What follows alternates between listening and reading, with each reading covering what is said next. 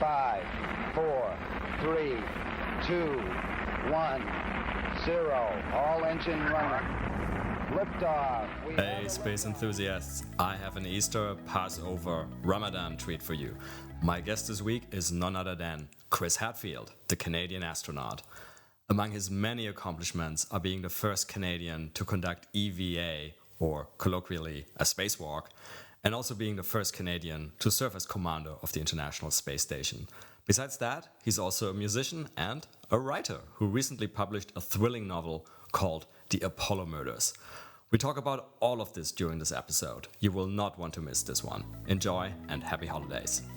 My name is Raphael Rodkin, and I'm an investor and advisor to space companies.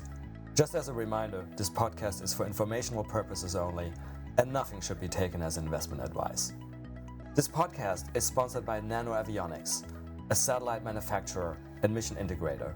Their technologies enable many space companies worldwide to offer services that improve life right here on Earth, such as providing global connectivity, conducting Earth observation, or contributing to scientific discoveries. Check them out, and also check out my episode with their CEO and co-founder. Sadly, I am not a rocket scientist, but I'm an alumnus of the International Space University. ISU offers a number of educational programs about space worldwide. Check them out at isunet.edu. And just some final things before we start the episode about ourselves. If you enjoy the podcast, please leave us a 5-star rating on your favorite podcast platforms such as Apple or Spotify. If you want us help expand our work, you can do so and support us at www.patreon.com/Space Business Podcast, and we'll also put that link in the episode notes. And lastly, you can follow us on Twitter at podcast_space. Well, welcome back, everybody, to another exciting episode of the Space Business Podcast. And as longtime listeners know, it's called the Space Business Podcast. But every once in a while, I have guests who are not strictly or not only engaged in space business activities, but may have other really interesting space background. And certainly our guest today qualifies for that. I'd say it's Commander Chris Hadfield, famously a former Canadian astronaut, also a singer, and many other things we can talk about. But Chris, welcome to the show. Hey, thanks, Raphael, and I appreciate you inviting me on. It's a great pleasure. So Chris, you retired a few years ago from active astronaut duty. Can you just summarize what you've been up to? What does the post-astronaut life look like? Yeah, as an astronaut, I flew in space 3 times, 21 years, and commanded the space station on my 3rd flight. But, you know, I loved the life of an astronaut, but I hardly ever flew in space. You know, in 21 years, I was only in space for 6 months.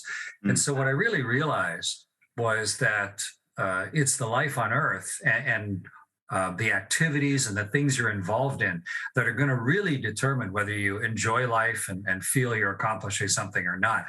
And so my wife and I made up a big list while I was an active astronaut of the things that really gave us satisfaction and a sense of worth and a sense of contributing and still made some money, you know what? And we decided that's what we want to be doing, if possible, after I leave the astronaut corps. And that's very much what I've been involved in. I consult with multiple companies, some of them space related, but I'm also an engineer, so some of them just engineering related. And I'm currently on the board of several companies. And so that was one area, was to use sort of my experience to contribute to business success. And then I've written some books. In fact, I've written 4 books, and I'm writing a 5th book because it's another way to try and share the astronaut experience. I teach at university. I've helped make several television series, one with the BBC, one with National Geographic, and you know, a lot of sharing of the ideas using media like that. I'm a musician, and so I play and travel with various bands. I play with Bowie's band, David Bowie's band, and tour with them. And then I run a technology incubator, at least a piece of it that you and I are involved in, the Creative Destruction Lab, which you know, is looking to take fledgling venture businesses and find ways to scale them into large companies. And so I've been running the Space Stream, a creative destruction lab, for years. And so, plenty busy, and a whole variety of tasks to do every day, and quite a bit just of consulting with companies and public speaking and interacting, and that long list that my wife and I made up 10 or 15 years ago. Almost all of those things have become the recipe of our lives and worked out very well. So this is sort of a bucket list, and have you been able to tick quite a few things off? Yeah, it's more like a set of guidelines of of what I'm going to spend my time with. I'm really not trying to impress anybody with it, or like just like, hey, I want to whatever climb Everest. It's not that sort of list. It's more like what makes me feel like the things that I'm doing have value. Either personally or to other people or to the country or financially or whatever. And so trying to find that sweet spot of a long list of things that I want to do every day and that really tax me and make me learn things. And so, that's kind of dictated our lives for the last decade. Yeah, no, that's great. Let me pick up on that, and that that you made that list with your wife on basically about what's important to do here on Earth. So I assume that means you would agree that sort of we go to space, but we go to space in the end for the benefit of what we're doing on Earth, I assume. And and that's uppermost in your mind all the time. I think as an astronaut, you need to be very analytical of why are we doing this, and does it make sense, and how does it fit into the overall fabric, whether it's 100% government funded flight or a mixture of government and commercial, or whether even if it's 100% privately funded flight. How does this all fit together, and am I doing a thing that is contributory? And the amount of things that we have learned about Earth itself from the space station and all the little Earth observing satellites up there, and also just the science of the space station, and also, pushing back the edge of exploration of what lies beyond. I always thought about that in my career, and always, if I couldn't convince myself that I was being, a responsible steward of the taxpayers' money, then I wouldn't have been in the business. Yeah, no, fair enough. So looking back at your various trips to space over that long time frame, is there any sort of most cherished memory or activity? Gosh, it's such a rich mixture, extreme highs and lows. It's a very dangerous job. I had several friends killed doing it, but at the same time, to fly 3 different rocket ships, to pilot a rocket ship and a capsule in Russian, learn another language and then become the pilot of a ship like that, to have helped build 2 space stations, to command the International Space Station, but probably from a personal level to do a spacewalk. I've done 2. I've spent about 15 hours outside on spacewalks. Wow. And that just from a straight sensorial overload and personal significance, doing a spacewalk is incredible. And here in Canada, in fact, it's on our $5 bill, so it's crazy while you're still alive to be on the country's money. But it's just sort of a national reflection of the fact that I was willing to take an enormous risk and then work at it for most of my adult life, and then execute it properly to build the big robot arm onto the space station and experience something magnificent that's sort of brand new for humanity. So it's I think if I had to coalesce it all into one amazing 15-hour period, it would be the spacewalks. So that's something I wanted to ask you about. I basically wanted to ask you about your experience, whether you did experience, and then how it was, the so-called overview effect, right? That famously a lot of astronauts and cosmonauts report that, that something is going on psychologically when you see the round Earth for the first time, and obviously no drawn-in borders. And somebody recently said every conflict suddenly seems to be a civil war, things like that. How was that experience for you? And how was the difference inside the vehicle? And then since you have been outside, is there a big difference with that regard? Well, I'll start with the second question first. Imagine if you're, I know you're in Zurich, but what city you're in, imagine if you're in a tall skyscraper, and you're way up off the ground, and you're sitting at your desk, maybe near a window, and you can look out the window and you can see, what's going on. But if you're only, 2 meters to your right, you're only 2 meters away, but you're hanging on the outside of that window, you're only a slight distance away, but the difference of the personal experience is huge. Suddenly you're out there in it, and it's much more direct and visceral and personal, and there's suddenly a lot more danger. And so, you get a sense for it when you're inside the ship, and you still get the beautiful views for the window, but it's still a little bit theoretical or hypothetical to actually be outside where there's nothing but the curved perspex of your visor between you and the universe.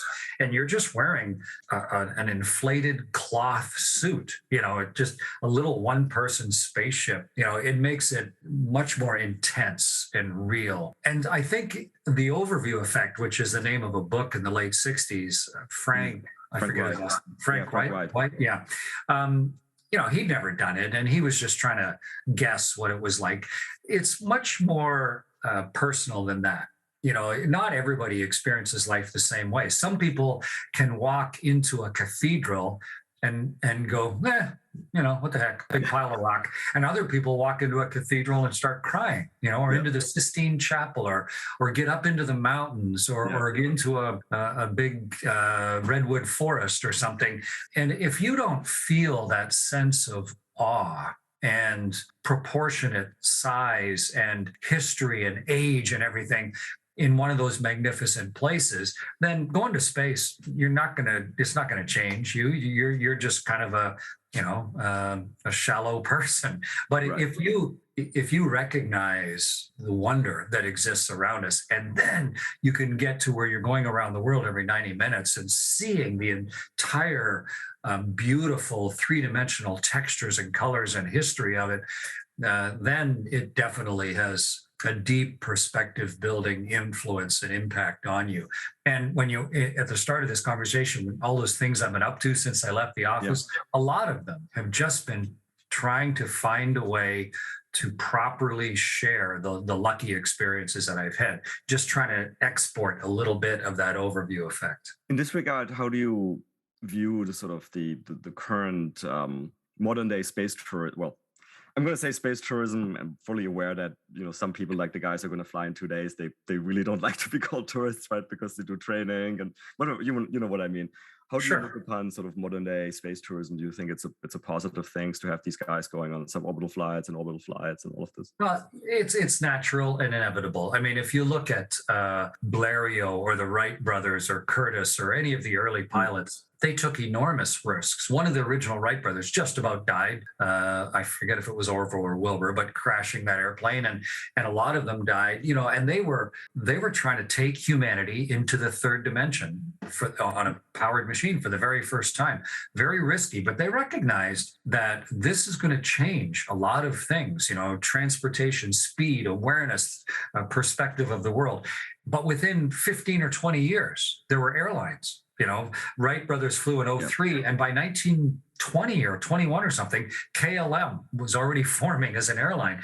And so now a rich person could just buy a ticket and sit in the back and have no skills at all and take advantage of this technology. But that's kind of what it's for. It's not just for the pilots or for the risk takers, but it ought to be serving humanity in some way. And that includes all of the freight and everything we fly around the world, but also the tourists, and nothing wrong with someone understanding the world better through tourism. And space is the same thing. And it's still really early, and it's still therefore dangerous and therefore very expensive. And we don't have, our regulatory system has not caught up, like always, like it was in 1920 with aviation or 1910 with cars.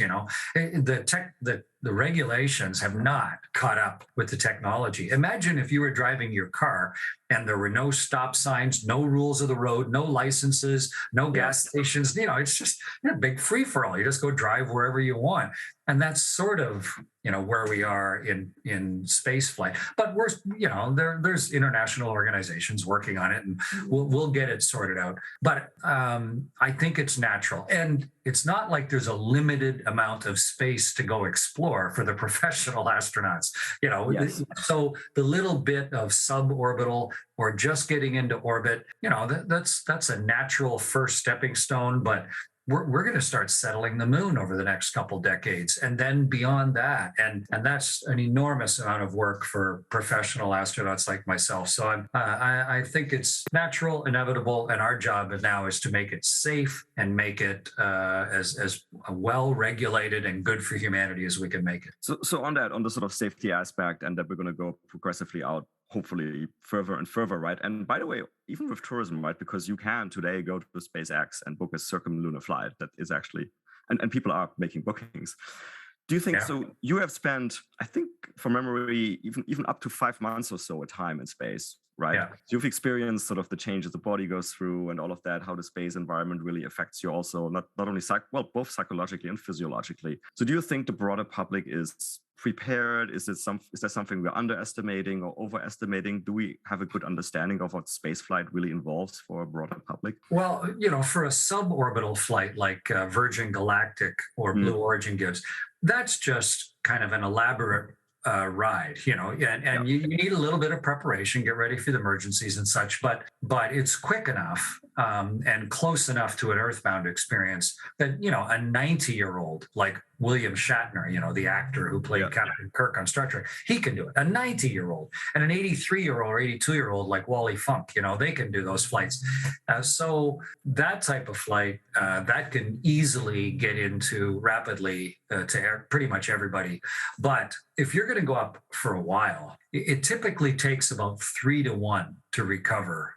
For if you spent 3 hours in space, it would take 9 hours to recover, or 10 days in space, 30 days to recover. So in my case, half a year in space, a year and a half for your body to get back to normal. So when we start looking at longer duration flights for non-professional astronauts, they need to really look at the overall thing. It's not just a joyride. They're going to have to recognize what this means in their whole life. But it's the same as the people who sign up, say, to sail across the Atlantic or climb Mount Everest or whatever. There's a lot of overhead and people die doing it. And you have to decide, hey, is this an adventure that's interesting to me? Does it serve any purpose? Is it just for fun? Or maybe there's a scientific component.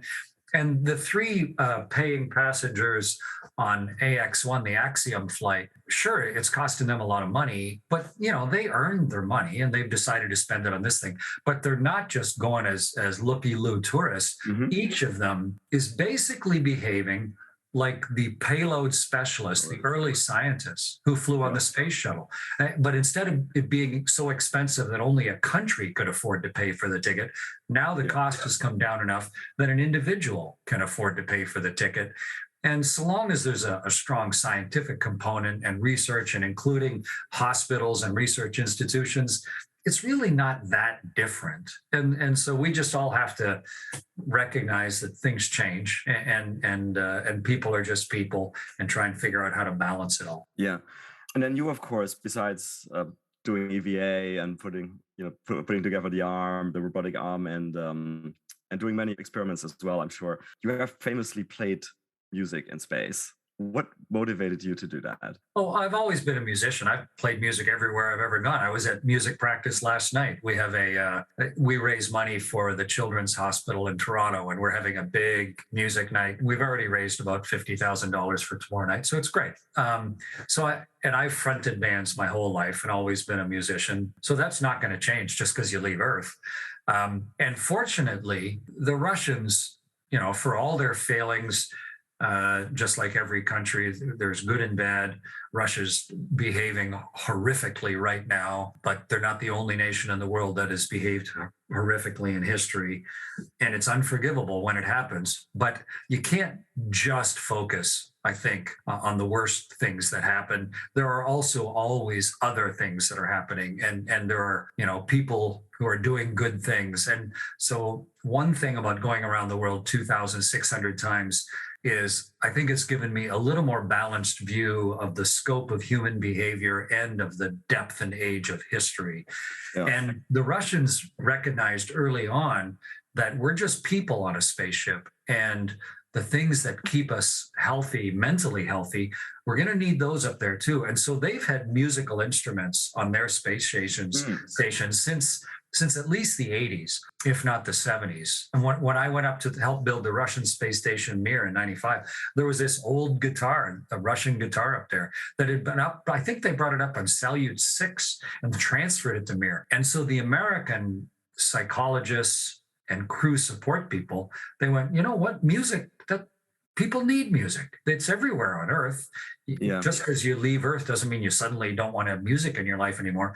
And so they went out and bought a guitar and put it on the International Space Station in the summer of 2001. And that's the guitar that's still up there right now, 21 years later. And that's the one that I played almost every day that I was up there. And that I wrote and recorded a whole album of music. When I was supposed to be asleep up there, I would steal a couple hours to write and record every night. And then I did a cover of Bowie's Space Oddity that, gosh, hundreds of millions of people have seen. Even Bowie loved it, have seen since. So to me, it's just, we're just people and we're exploring, but all of our culture and our history and our art, it comes along with us and evolves with us. And I think it's great that there's music on the spaceship. No, and I'm very grateful for you doing this, because for what it's worth, I tend to agree. I particularly think that if we want to go to space as humanity rather than just humans, we have, like you say, we have to take all of these things that make us humans with us, right? And that certainly includes the arts. I would say it includes things also like sports, which of course you have to do mandatorily on the space station. So your bones and muscles don't fitness.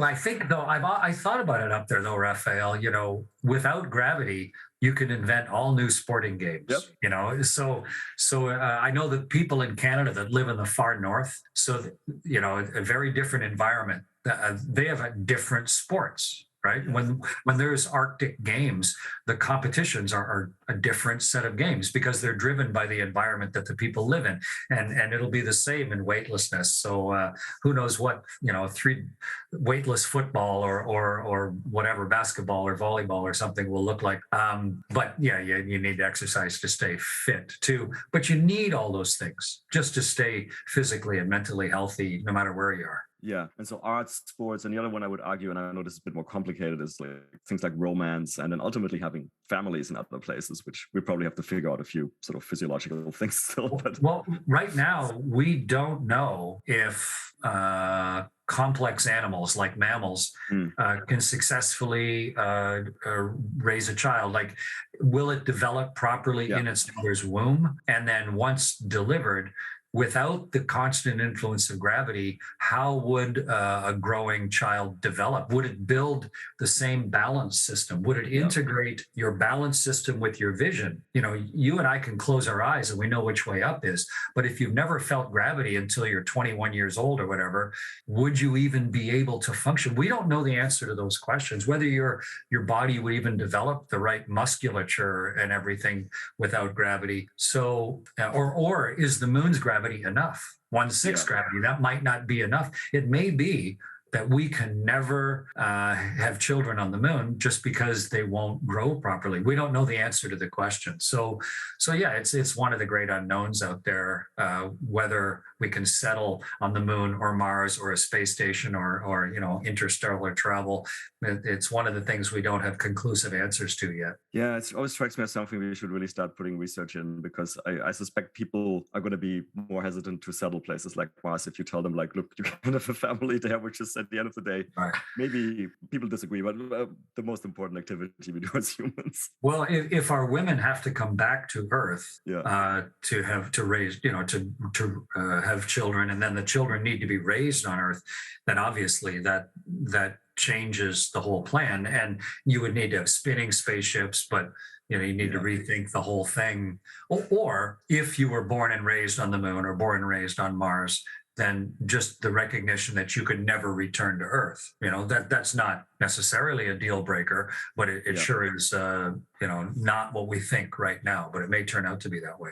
Yeah, something to think about is our future, like depicted as in The Expanse. I don't know, you watch The Expanse, right? Where you get almost like not a different type of race, but humans who are so adapted, right, that they will have problems to come back to Sure. Earth. Well, it's not that different than on Earth. If you've spent your entire life in the high Arctic or your entire life at the equator, It's not easy to go to a part of the world where the environment is radically different. Or if you've spent your whole life at sea level and then you move to La Paz, at high altitude, you're not physiologically ready for the big change, and it'll just be dramatically different when it's gravity that we're changing. Yeah, no, that's certainly fair enough. So speaking about the moon and the Mars, I mean, I assume you're following all of this with great interest as well. We have many sort of robotic missions going to the moon soon. Artemis 3 a crewed mission, well, target 2025, we'll see. And then of course there's Mars. When do you think we might have a human on Mars? One of my good friends in the astronaut office was one of the legends. He was one of my neighbors, a guy named John Young. He did, he flew in Gemini. He walked on the moon. He did the first flight of the space shuttle. Legend of a guy. And I like John because he was a real practical engineering test pilot. But John used to say, Mars is further away than most people think. And he sort of said it, with this as a joke, but it's true. Mars is way, way harder to get to and to live on than most people would like to think. The moon is 3 days away. Mars is 6 months away. And once you fire at least with the engines we have right now, once you fire your engines and commit to going to Mars, you basically can't get back to Earth for at least a year.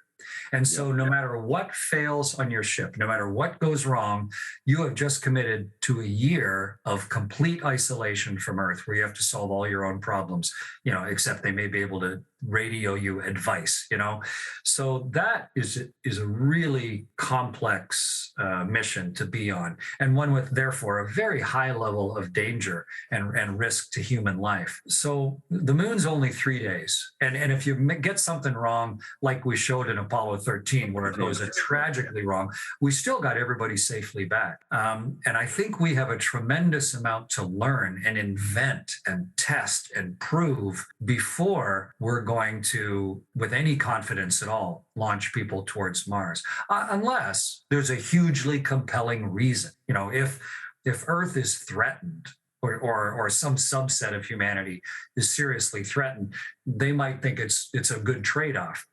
Already there's a big risk to my life, so here's a risk I'm willing to take. And that's what's driven a lot of human exploration and settlement in the past. People have sought a better life somewhere else. So that might happen, but just on the pattern of rocket development and possibility right now, I'm unconvinced that we will send people to Mars with the current engine technology that exists. I think we may need to have fusion fuel so that then you can get there so much more quickly, which decreases the risk, or maybe some other type of fuel. But with just burning dinosaurs, essentially, burning fossil fuels and then coasting for 6 months, unless there's a really compelling reason to take that huge risk and spend all that money, I'll be kind of surprised if we do it. So to answer your question, when? I think we still have to invent some key technologies before we will readily send people to Mars. And it's really hard to predict how long it's going to take to invent things. No, I see where you're coming from. And you actually made a really good point about this inability, at least with current propulsion and the Delta V budgets, and you have to kind of just change your mind in the middle of the way. I actually often make the comparison long-range space exploration to certain exploration on Earth, like, for example, the Antarctic explorers, which were also, very long, extremely dangerous trips. But of course, you're right. They could actually, at any point in time, they could have decided to turn around. And that really is a big difference. Yeah, it's true. Although Shackleton, they got stuck in the ice. But I mean, a harrowing experience, and he managed to not lose a person. They were all men, didn't lose a man, but we learned a little bit, but mostly it was just a story of human survival. We didn't learn a lot about Antarctica. It was mostly just a great human triumph under self-inflicted adversity, which is okay. But it would be better if we could send robots and they could take all the early risks. And then once we understand things and have raised our technology to a level enough that we don't have to take a huge personal risk and still get there and still bring the benefits back. To me, that's, you still need human adventure, but to me, that's maybe the more logical trade. Yeah, so we certainly have ways, like you said, these days to de-risk things materially, which we didn't have in Shackleton's days, the center robotic probes. So, well, by the way, you'll be happy to hear that in my main activity, my venture fund, we actually have invested in a fusion propulsion company. High risk, but if it works, we can go to Mars. I'm going to visit one of the fusion companies very shortly or next week, General Fusion, which is a Canadian fusion company. They have really interesting technology, and they think they are practically getting quite close. And people have been saying that for a long time.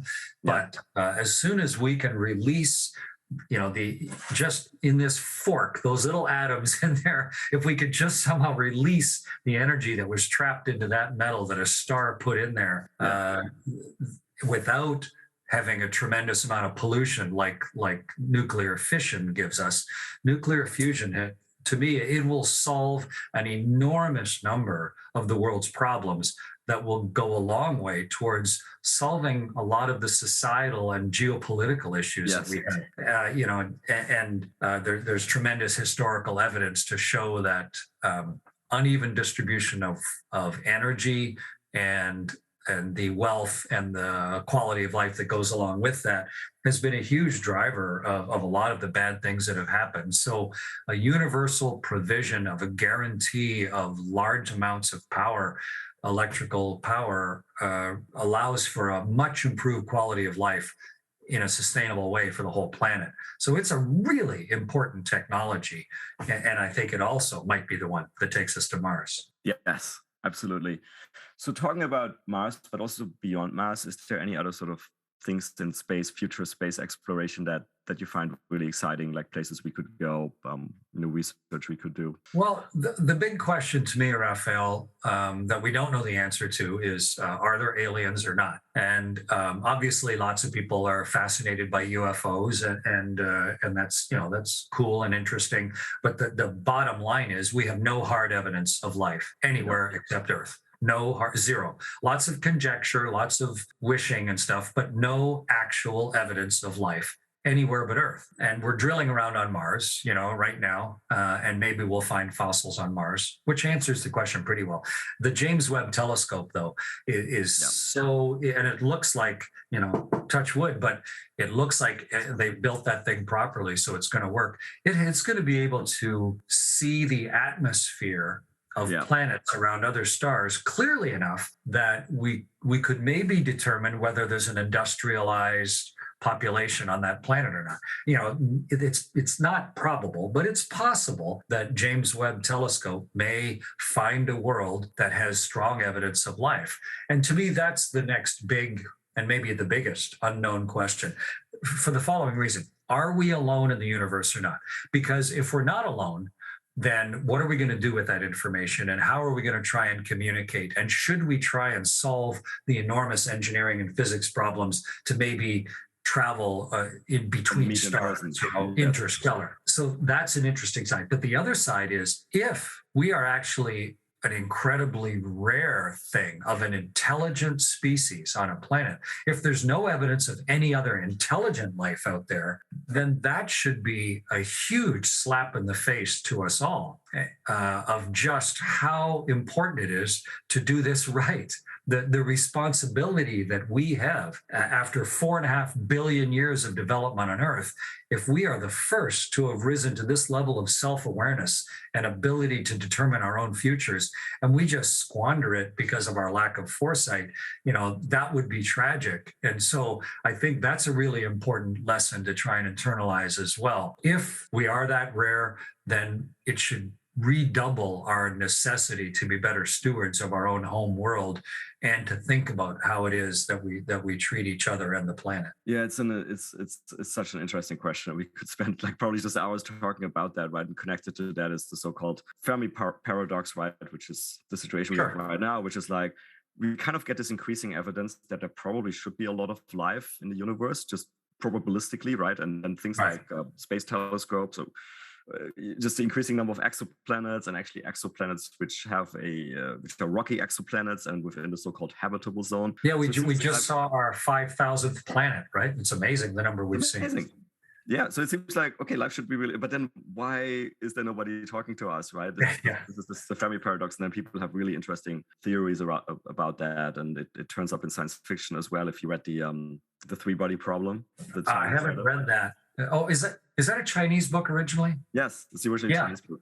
Yes, that's right. Yeah, it's a good book. But it occurred to me while I was orbiting the world, Raphael, because you see the whole world, what you don't normally get, even living in Zurich or living here in Toronto, because of weather and because of civilization, you don't get direct evidence of the age of the world. It's hard to see and get any gut feel of what 4.5 billion years actually means.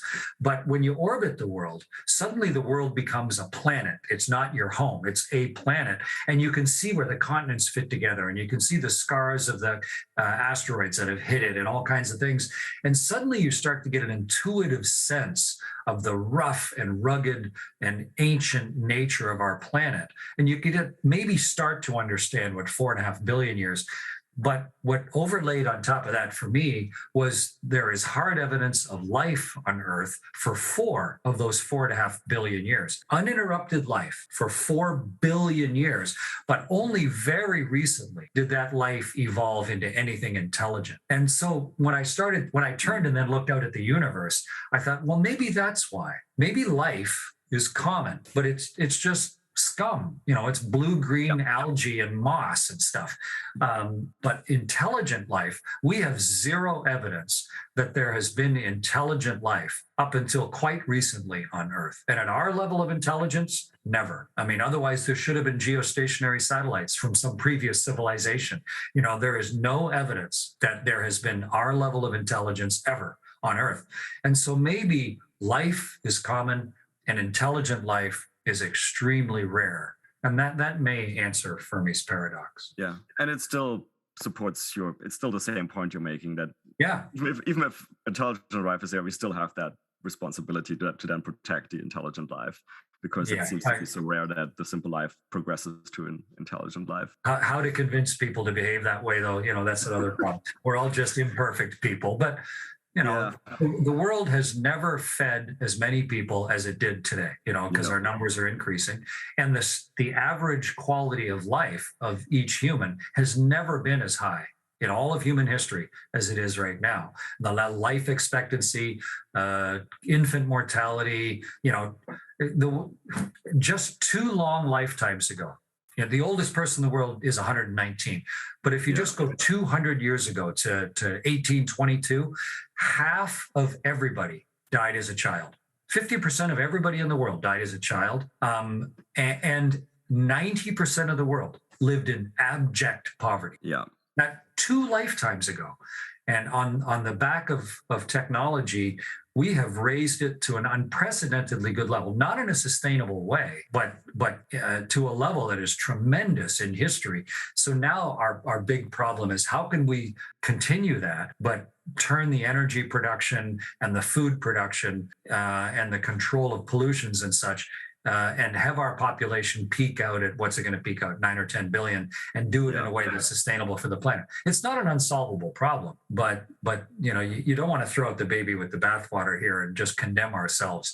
There are ways to solve this, but we also do need to recognize just what a rare moment of capability and potential we are in human history and in the history of our home planet. Yeah, fully agreed. And the fascinating thing is that, and like you, I'm a complete optimism on on humanity and what humanity is achieving. I have to be, I'm a venture capitalist, but it's always important to point out we've made all of this progress while at the same time humanity has continuously committed terrible crimes and done terrible things, but we kind of did the positive stuff too. And we just talked about Shackleton, right? And many people forget Shackleton's expedition happened in the middle of the First World War, right? So these things can happen even at terrible times. Yeah. But speaking of venture capital and optimism, let's shift gears a little bit and talk about, you mentioned the Creative Destruction Lab. Actually, I think we may have not even mentioned it by name yet, but that's what you referred to as the incubator with the Space Stream, which you, I think, founded or helped to co-found, and where I'm very honored to serve as a mentor. What made you do that? Why did you set up the Creative Destruction Lab Space Stream? When my wife and I made up that list of what we wanted to accomplish in our life, a lot of it was, how could I take the experiences I've gathered so far, the things that I know, the things that I understand, the things that I've become expert in, how can I apply those to an existing situation on Earth that will help make things better? How can I teach or enable or support or advise or whatever? And so the folks at the Creative Destruction Lab, specifically a man named Ajay Agrawal, he was looking. He's a very far-thinking individual, but he was looking at because of the drop of cost of launch, of sort of the revolution that's happening in spaceflight and Earth space commerce. And he recognized, hey, there's going to be a lot of opportunity here, and we should maybe not just have a technological stream for artificial intelligence or crypto or cities or medicine or whatever, but we should have one for space. And so he asked me to found it several years ago. And it met all of my sort of objectives of a real challenge, taking advantage of new technology to solve an old problem, bringing a bunch of people together that otherwise might not be working together. And along the way, solving problems and maybe building, wealth for whatever country the people are working in. And so I just thought, this is going to be an interesting challenge, and let's see if we can make this work. And the Creative Destruction Lab itself has generated billions of dollars worth of financial value over its 8 or 9 years. But even within the space stream, we've generated, it's in the hundreds of millions. It's been really positively contributing as well. So, I'm working directly with multiple companies. I'm on the board of some space and some non-space and all the other stuff I'm up to.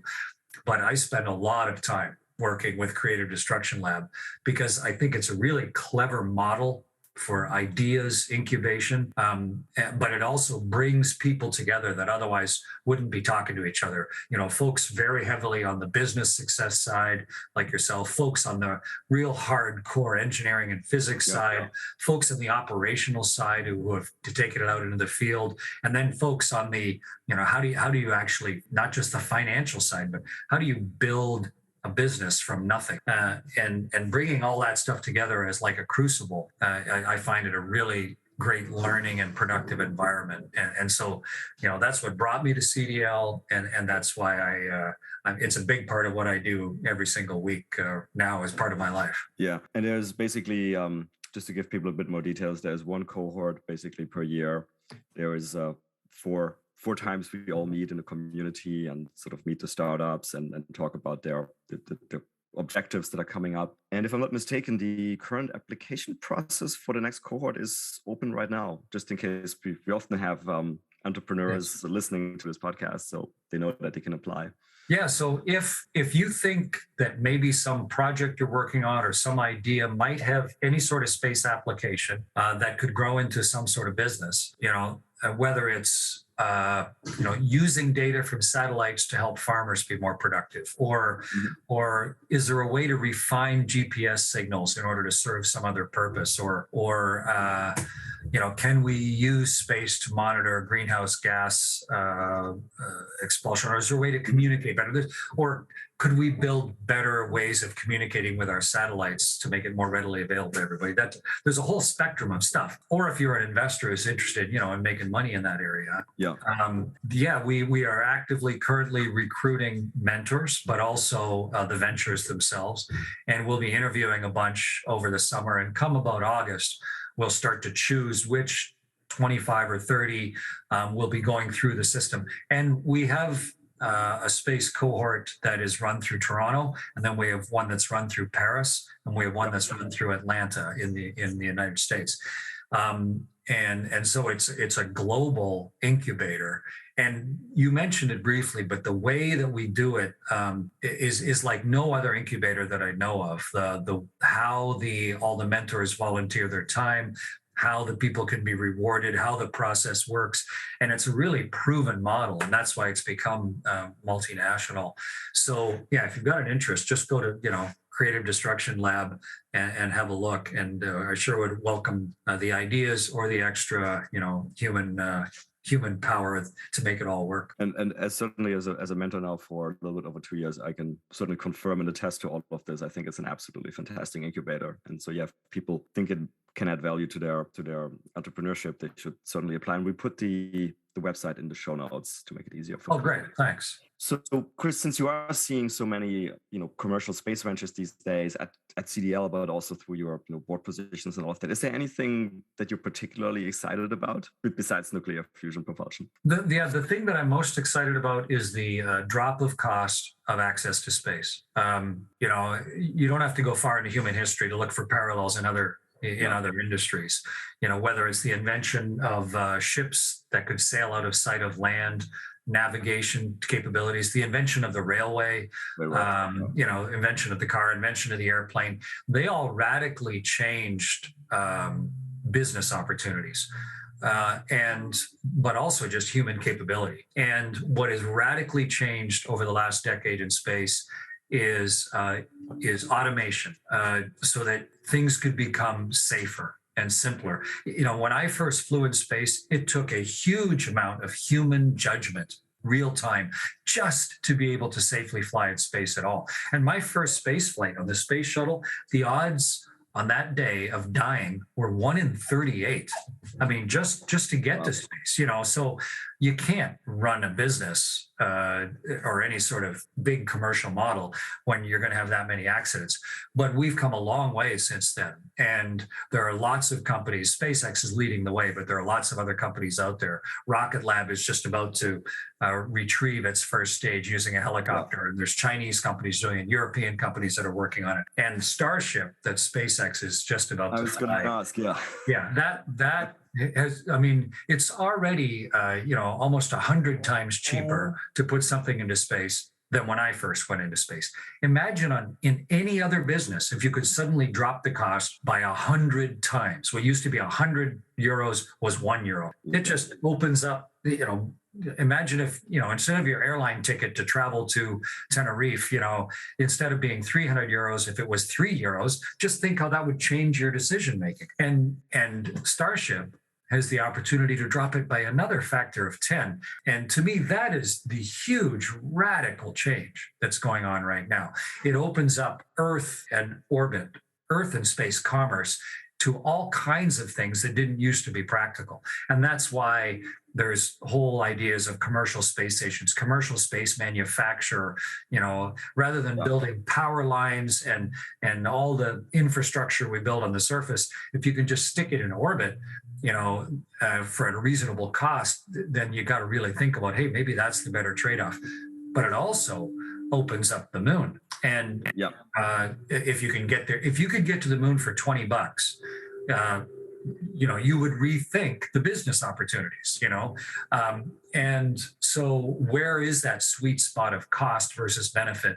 The moon, if you laid it out on a map, is bigger than Africa, and Africa is huge, and it's basically completely untapped. It's this enormous geology that there is no life on, so we're not disrupting life at all, and yet tremendous unexplored opportunity. We've literally just scratched the surface of the moon. And that's where also our technology is taking us right now. So we're at a moment in history where it's sort of like the invention of the wheel or of the car or the airplane or the train. And we've been working on it for 60 years. But this radical drop of cost, because computers and hypersonic aerodynamics and things have gotten so good, to me, that's the real exciting thing going on right now. And that's opening up exploration and space commerce in an unprecedented way. So here's one of my, and I agree with everything you said there. And the cost decreases are really dramatic, right? You mentioned the railroads. And I've actually done this research for one of the books I wrote that the railroads compared to stagecoaches, which was the other mode of transportation before, it dropped the cost by about 85%. So actually, I didn't know that. So in Starship, we're actually talking much more than that, right? It's a really dramatic change. But so one of the, I'm going to say concern, because I can't think of a better word I have right now, is what I see every day in my role as a venture capitalist, to realize all of this potential, this enormous potential that's there. We need kind of more of everything. We need more entrepreneurs, because one thing that's happening right now is, and you can see it even in CDL, that most entrepreneurs are basically people who already were in the space industry, or have aerospace background or something. And I think we need to bring in people from other backgrounds, right? So if they want to do something, for example, for agriculture or insurance, then I'd love to have people who are from agriculture and insurance, and we teach them a little bit space stuff, or we pair them up with a space CDO or something, right? So I think we're constrained of entrepreneurs. I think we're still constrained on investors. That's funny, me saying that as an investor, but I would love to have more generalist investors. I think we're sort of constrained on just general, like a politician's understanding of corporates, how space could benefit whatever they're doing, like non-space corporates, right? And governments, and even frankly, general influencers, right? You probably, like everybody else, you noticed the Super Bowl ad with the Salesforce ad with Matthew McConaughey, right? And I think many of us in the community thought that was a little bit unfortunate. So this is a very long-winded way of saying, I think we need to get the message out much, much more. And you're sort of one of the best known, I think it's fair to say, one of the best known faces of space, so to say, as an influencer, as an educator. Is there something else that we can do, that we should do to get the message out more? Well, number one is not worry about it. That's normal. That's just one of the great French thinkers at about the time that Europe was becoming aware of North America. But Voltaire, so he described Canada as a few acres of snow and rock. And that's how it looked to him, from the comfort and the complexity and the knowns and the regularity of his life in France. He was like, why would we even think about this undeveloped nothingness that is out there all that distance away? And that at the time, that was kind of a natural way to react, but just think of what history has actually revealed. And the hundreds of millions of people that live in the Americas, and the huge influence and change that has wrought in just a few human lifetimes. And so there's a lot of people look at space travel and look at the moon the same way. They're going, well, we already got problems right here. Why on earth would we think about that? And it'll take, when you give an actor some lines in the Super Bowl, he'll read them with confidence, but they're just repeating that same small-minded thinking that Voltaire had. And the reality is, if our technology is giving us access to a whole new human capability, then that is going to inevitably get integrated into commerce and into human life fairly rapidly. And the people who can see that early, and then the people who can be part of it, are the ones who are not only the visionaries, but also the ones who stand, to benefit the most from it at first.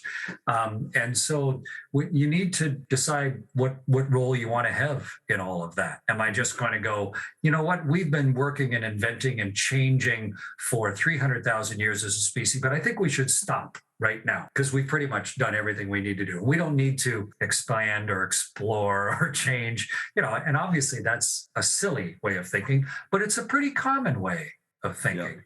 And or there's those famous quotes from the patent boards, saying, well, we've pretty much invented everything that's ever going to be invented, and so we might need to close the patent office. So I think it's important to look at what is just barely possible or what is imaginable, and then when are the trigger points of human inventiveness turning what used to be imaginable or barely possible into almost practical. And once you hit that point, whether it is building a starship or whether it is fusion energy or something, as soon as that happens, how is that going to open up new opportunities? And then how are we going to react to that capability? Imagine a million years ago when someone first said, what? I know how to bring fire to our cave. A lot of people went, hey, we've been living in caves for a long time, and why do we want fire in here? It's all smoky. Seems dangerous. And there's danger, and why would we want that? That's just human nature. Change is hard. So I think it's important to push the technology to each our own individual capabilities. And I've always tried to do that, understand it, and then push the edge of it.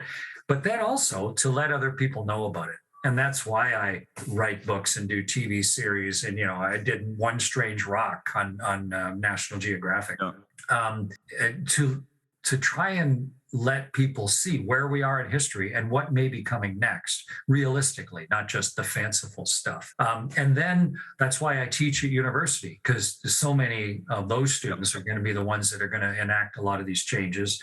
And that's why I'm involved in developing the companies, and then in things like a tech incubator, like the Creative Destruction Lab. But that's why I'm talking to you, because it's much more comforting to be complacent and not to take a risk or not even to take a mental leap. But that's where the future is. And that's where we're going to end up. And the folks that can anticipate it and see it and then make the early moves to be part of it, they stand the greatest chance of benefiting from it and helping to shape how it develops.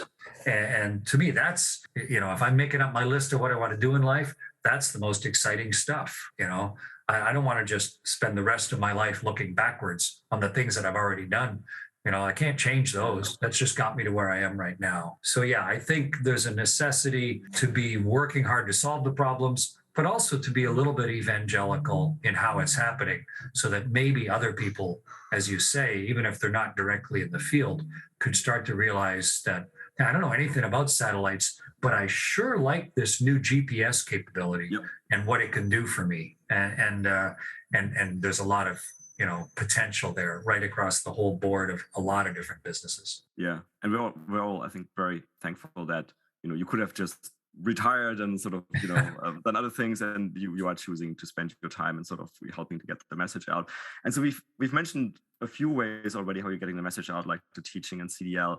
But there's one thing which I really did want to reserve the last 10 minutes of this podcast for, is because you just actually wrote you've obviously written nonfiction and biographical books, but you actually just wrote a novel called The Apollo Murders, which I've had the pleasure to read. Well, I'm sort of 3/4 through it. Oh, good. I think it's I'm not just saying that because I'm talking to you today. I think it's an absolute page turner. I'm really enjoying it a lot. If you're 3/4 of the way through, there's some pretty interesting stuff about to happen in that book. Yeah. I have a copy. I keep it on my desk. The Apollo Murders. It's in it's in the process of being translated into, I think, 13 or 14 languages. And here's some brand new news, Raphael, and that is it's in a production house now to be made into an 8-part series as well on like Apple TV or Hulu or something like that.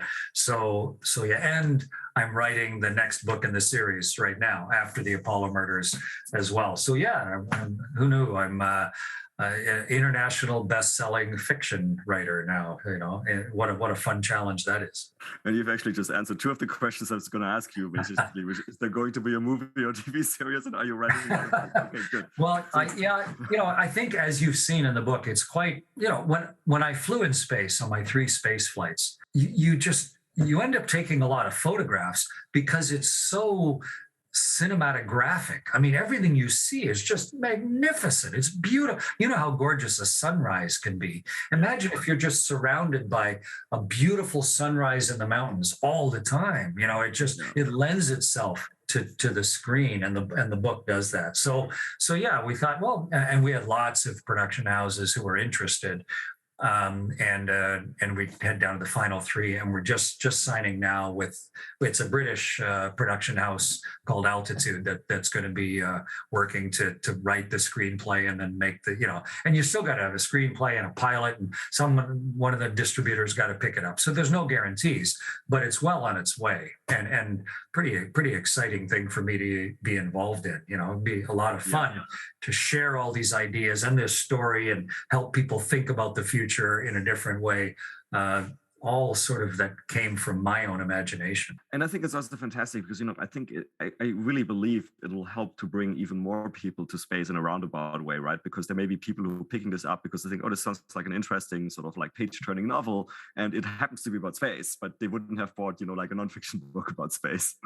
Yeah, and my first book is Astronaut's Guide to Life on Earth.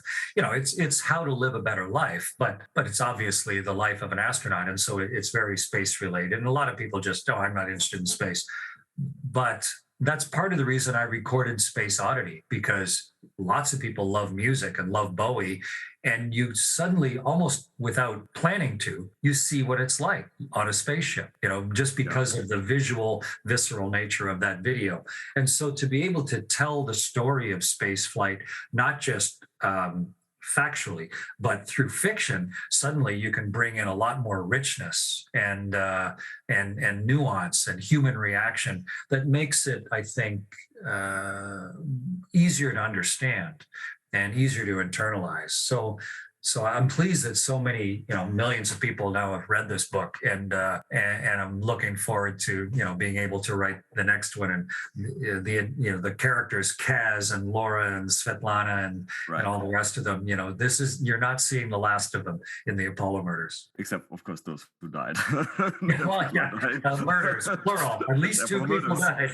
At least two people died. The other thing I did a master class as well. I taught a master class, and that's a lovely fusion of technology giving people access to ideas in a way that they might not have. It's really clever construct. It's like a little university primer online, and I was really pleased that they asked me to do one on exploration, and it has had millions of people, tens of millions around the world that have taken advantage of the easy delivery, just right there on your iPad. Yep. You can be one-on-one with Annie Leibovitz or one of the architects or one of the chefs or Ron Howard, one of the actor directors or whomever, or a space explorer like myself. And it's another way to give people a direct enough personal understanding that maybe it will shift their perception of the world slightly,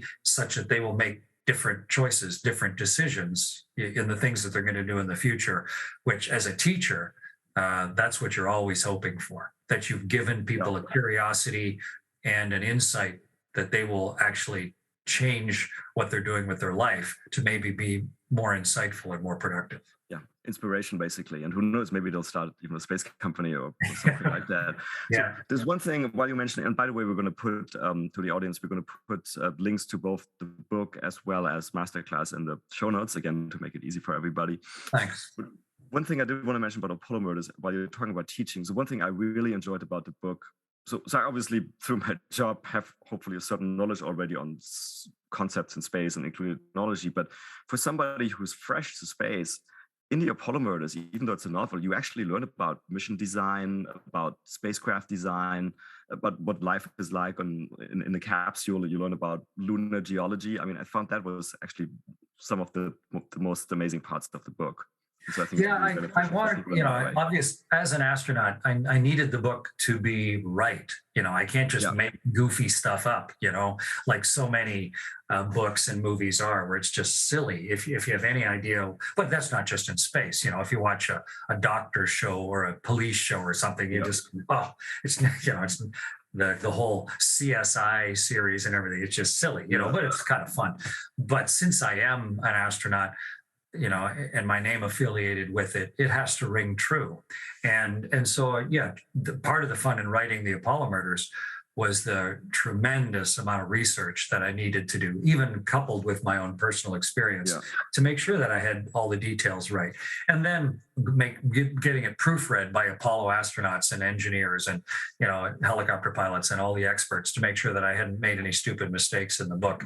And if I've done it right, and judging by the reactions, a lot of people think I have, the story is really compelling and you just want to turn the page. But along the way, you gain insight into how it all works. How does all this work, and how do those processes happen? How do people interact? What's it actually like to do a spacewalk and to dig into all those details? And I think in the Apollo murders, over half the characters are real people, like actual people who lived or are still alive.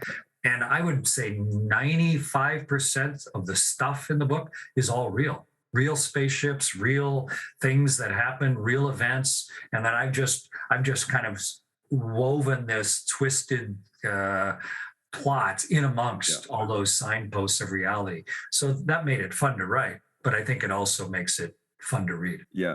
I'm not going to give any spoilers whatsoever, but I'm probably not saying more than is on the back cover if I say it's basically the story about a fictitious all-military Apollo 18 mission. So like a sort of a historical alternative history, whatever you want to call it, something like that. Just an alternative history, but very much based in reality. And one thing a lot of people don't know is Yeah, this is sort of a combined NASA military spaceflight. What a lot of people don't know is the space shuttle, which flew 135 times, was very much a combined military NASA vehicle. And Nixon didn't have the money to fund it originally, so he had to go to the Air Force to get a lot of the money. So they got to decide on the design of the space shuttle. And the purpose of the US space shuttle was to launch out of California, go up, intercept an enemy satellite, grab it, stick it in the payload bay, and then come around and land all in one orbit of the world. That's what drove the design of the US space shuttle, with that incredible integration between military objectives and scientific objectives. So that gave me a lot of real room where I could build the plot of the Apollo murders, given that that was the mentality of the early mid-70s and the reality of what was happening. Yeah, no, I see where some of the ideas came from for sure. Yeah. So Chris, I always end the episodes on the same question for everybody, which and this is a really easy segue because we're talking about novels and to some extent science fiction, although it's not technically science fiction. Besides the Apollo murders, what other people's science fiction do you really rate highly and enjoy? And it could be TV series, movie, or books.